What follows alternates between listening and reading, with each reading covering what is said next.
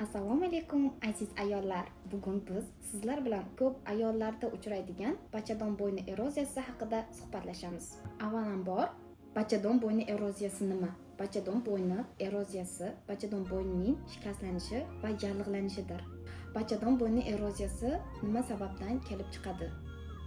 Ichki infeksiya, ya'ni qin infeksiyalaridan, gormonalniy buzilish, erta jinsiy hayot, 4-dan tug'ruq yoki abortdan keyingi holatlarda paydo bo'lishi mumkin. Bachadon bo'ynining qanday belgilari bor? Ko'pincha belgisiz o'tadi, lekin ba'zida qindan suyuqlik ko'p kelishi, jinsiy aloqadan keyin qon kelishi, qorin pastida noqulaylik bo'lishi. Agar sizlarda shunaqa muammolar bo'ladigan bo'lsa, ginekologga uchrashinglarni tavsiya qilaman.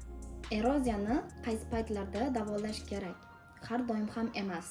Davolash kerak agar yallig'lanish bo'lsa, infeksiya qo'shilgan bo'lsa, jinsiy aloqadan keyin qon kelsa va pap testi yomon chiqsa. Bunday holatlarda albatta davolanish kerak. Agar bu muammo asoratsiz o'tadigan bo'lsa, oddiy kuzatuv ham yetarli. Bachadon bo'yni eroziyasini o'zboshimchalik bilan kuydirishni tavsiya etmayman. Shuni unutmang, eroziya hukm emas, vaqtida davolanish eng to'g'ri yo'l. Aziz ayollar, agar sizlarni shunaqa muammolar qiynayotgan bo'lsa, pastdagi ko'rsatilgan raqamlarga murojaat qiling.